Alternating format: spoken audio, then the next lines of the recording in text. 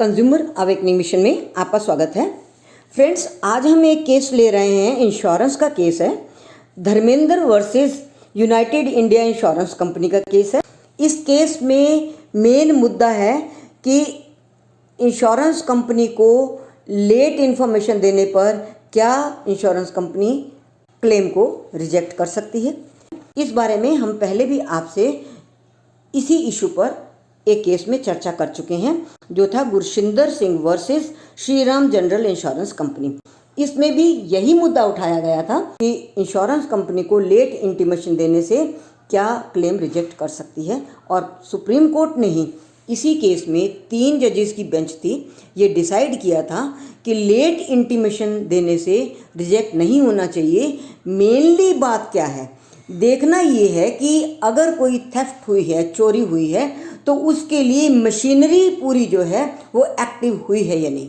उस केस में एफआईआर कर दी गई थी और एफआईआर करते ही पुलिस की मशीनरी एक्टिव हो गई थी और उन्होंने इन्वेस्टिगेशन करनी शुरू कर दी थी। तो इंश्योरेंस कंपनी का क्या नुकसान हुआ जब पुलिस ऑलरेडी इन्वेस्टिगेशन में आ चुकी थी। और थोड़ा अगर लेट हो भी गया था तो ये कोई कारण नहीं बनता, या तो पुलिस भी एक्शन में ना आए और इंश्योरेंस कंपनी को भी पता ना चले और बहुत डिले हो जाए और इससे इंश्योरेंस कंपनी का राइट जो होता है वो छिन जाता है कि वो इन्वेस्टिगेशन नहीं कर सकी। ऐसी स्थिति नहीं थी। उस केस में भी सर्वेयर अपॉइंट हो गया था।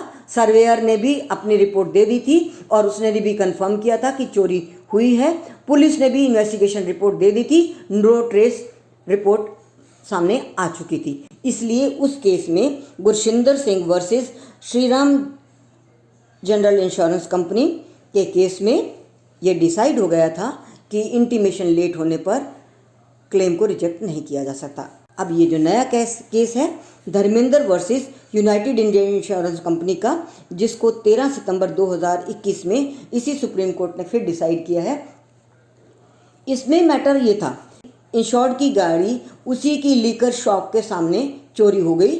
उसमें पार्टनर था लीकर शॉप में। उसने इमीडिएटली फ़ोन से इंटीमेशन दे दी इंश्योरेंस कंपनी को, पर उसके बाद रिटर्न में इंश्योरेंस कंपनी को नहीं दी, क्योंकि पुलिस को उन्होंने एफआईआर कर दी और पुलिस की मशीनरी एक्शन में आ गई और पुलिस ने भी इन्वेस्टिगेशन करके अपनी रिपोर्ट दे दी। पुलिस की रिपोर्ट भी 14/5/2011 को आ गई, नो ट्रेस रिपोर्ट। ये इंश्योरेंस थी 14/3/2010 से लेकर 13/3/2011 तक और चोरी हुई थी 24/4/2010 को। अब उनका कहना था कि इंश्योरेंस को इंटीमेशन नहीं दी। डिस्ट्रिक्ट कंज्यूमर फोरम ने कंज्यूमर के फेवर में ऑर्डर किया और 3,40,000 का रिफंड देने की बात की, मुआवजा भी दिया। स्टेट कमीशन ने भी कंफर्म किया।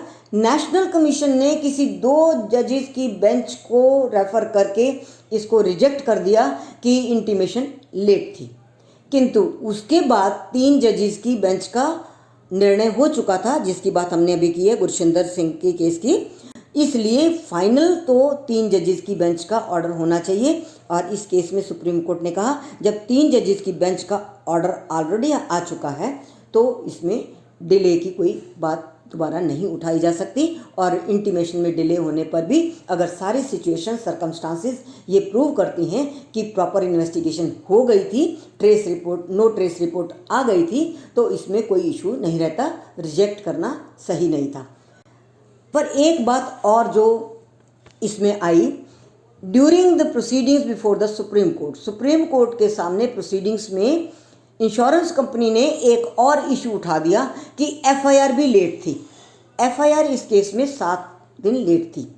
अब यहाँ पर सुप्रीम कोर्ट ने जो अपना आदेश दिया है वो ये है कि जिस इशू को आपने पहले रिजेक्शन के टाइम पर नहीं उठाया था, अब इस इशू को आप नहीं उठा सकते। हालांकि अगर इस इशू को डील भी करता सुप्रीम कोर्ट तो भी इन्वेस्टिगेशन रिपोर्ट हो चुकी थी, नो ट्रेस रिपोर्ट आ चुकी थी और इस पर भी सुप्रीम कोर्ट ऑर्डर कर सकता था। पर सुप्रीम कोर्ट ने डेलिबरेटली ये कहा है कि जो मुद्दा आपने पहले उठाया था रिजेक्शन के टाइम पर, आप उसी मुद्दे पर रहिए। उस मुद्दे से भटककर दूसरा मुद्दा कोर्ट में आप नहीं उठा सकते। आप अपनी बात पर रहिए।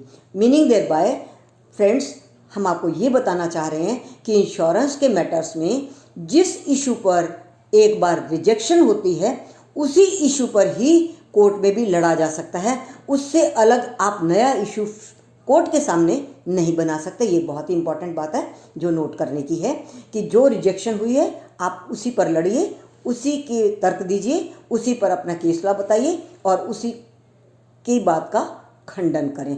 उससे इतर यदि कोई और सब्जेक्ट उठाते हैं कोई और, तो सुप्रीम कोर्ट तक ये निर्णय हो चुका है कि उस दूसरे इशू को मान्यता नहीं मिलेगी। Thank you very much friends. ये बहुत ही महत्वपूर्ण इशू है। इसके लिए बहुत सारे प्रश्न आते हैं कि हम जो इन्होंने जो रिजेक्शन किया है कोर्ट में जाकर कोई और इशू तो नहीं उठा देंगे। बहुत सारे लोगों ने ये पूछा है और मेरा ये उनको जवाब है और संडे लाइव में भी मैं इस इशू को उठाऊंगी और इस बात को फिर एक्सप्लेन करूंगी। बने रहिए हमारे साथ। Thank you very much. हमारे चैनल को यदि आपने सब्सक्राइब नहीं किया तो सब्सक्राइब कर लीजिए, आइकन बटन को अवश्य दबा दीजिए ताकि हमारे फ्यूचर